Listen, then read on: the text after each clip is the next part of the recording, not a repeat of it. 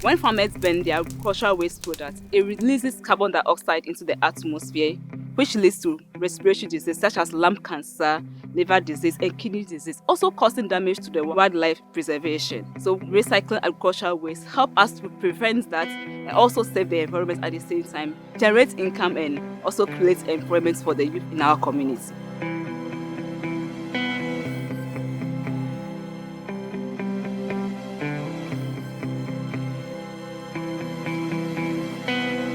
For Africa, we've had several impacts of climate change. Most of them are very severe. For example, we have consistent flooding in the recent time. These are impact of the changes that we have in the climate system. We have droughts, which is also consistent, and especially recently. Green businesses in climate change is now a big topic of discussion. We've seen a lot of youth who are innovative and bringing up solutions for climate change, especially on the mitigation side, a few on adaptation as well. So we have seen technologies for cooking, like clean cooking. We've seen renewable energy technologies. We have seen a few technologies that convert waste to charcoal, for instance, in the system, some recycling technologies as well in the country and even beyond Ghana. These are initiatives we need to support to grow and also take the space, especially for climate change mitigation. Climate change is no longer an abstract concept. The impacts of climate change in Africa are undeniable, with rising temperatures and sea levels, changes in rainfall patterns, and extreme weather.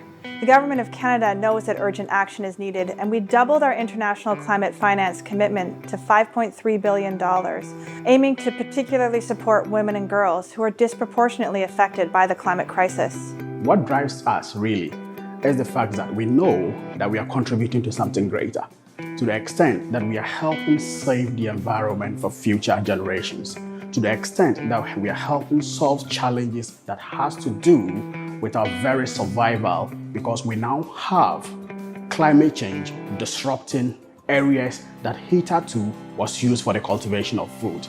And so knowing on a daily basis that we are supporting enterprises who are mitigating and adapting to climate change is what drives us on a daily basis to be able to do the work that we do here at the Ghana Climate Innovation Center. GCIC has come into our business in a great way. With the support of the grants, we're able to construct climate-smart cropping house to control the temperature in the mushroom house. The temperature outside is about 30 to 28 degrees Celsius, but inside is about 20 to 15. That's the best we can ever have for growing mushroom. And also, we are able to purchase mist fog machine, which brings out the temperature from 22 degrees to 15 degrees. And also liquid culture fermentation tank. At first, we were using grain spawns for it, but now we are using a liquid culture fermentation tank. This is the fermentation tank. We call it liquid culture machine or tank. At first, we normally use the bottles with the grain, millet to prepare it, and it's very hectic and costly. But with the help of the GCIC, we are able to purchase this machine, which is about 120 liters, which will give us a liquid culture for ingestion, and which will cut down our cost of production in the mushroom industry.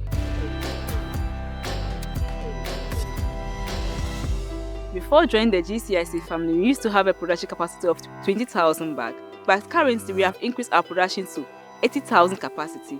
That means 4 times the revenue. That means 4 times the number of employments we will create, 4 times the mushroom that we'll be able to harvest, and also cutting down the cost of production. Instead of a global organization directly taking the challenge on, they supported the local institutions to take the direct lead, supporting homegrown leaders, being forward-thinking in their processes where they recognize the needs as coming from the institutions as opposed to being imposed. Canada's support includes initiatives like the Ghana Climate Innovation Center because we cannot resolve these problems just with the public sector. We need the private sector, entrepreneurs, and small and medium-sized enterprises because they all have a crucial role to play.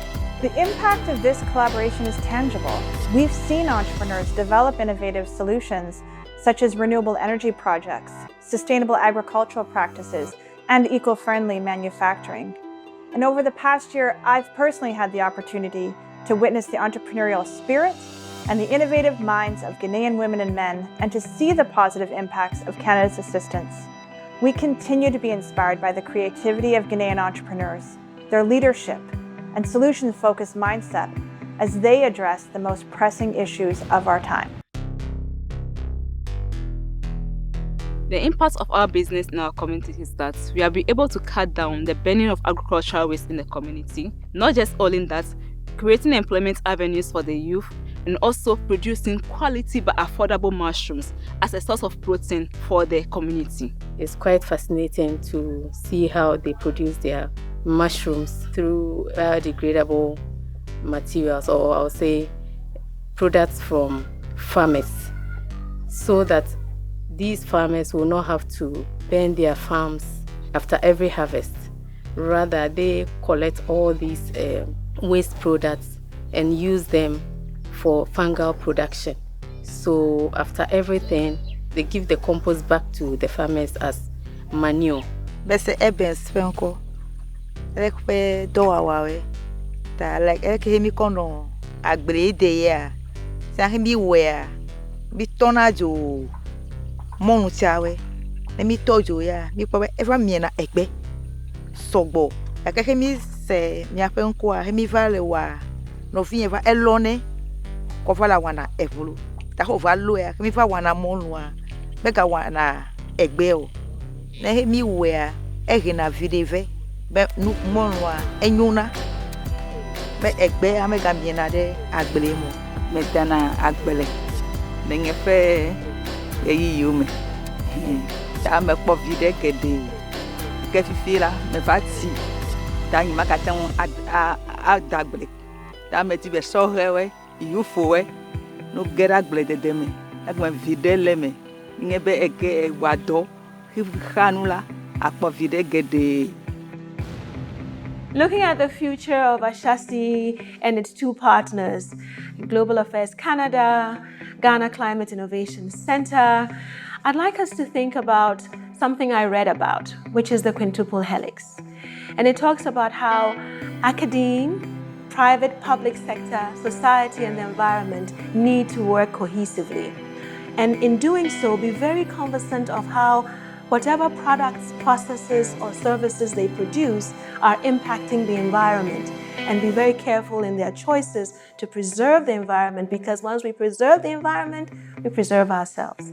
And so that is where I want us to go as a triad. We are engaging government to be able to explore the possibilities of seeing how fiscal policy can be leveraged to support green enterprises with some of the challenges that they face, because these are businesses that face consequential problems unique to them because of the kinds of businesses that they do. And the least government can do is leverage its power of fiscal policy through incentives to be able to create that environment that allows them to thrive. As we look ahead, we see a future where green initiatives like those supported by the Ghana Climate Innovation Center continue to grow and serve as a blueprint for sustainability across the country and across the region. We also see a place where green entrepreneur initiatives will not be funded by development, but rather they will become part of the private sector ethos, where the return on investment for climate-smart adaptations are embraced. Canada remains committed to supporting Ghana and many other countries' transitions to a healthier, more equitable, and more prosperous green economy.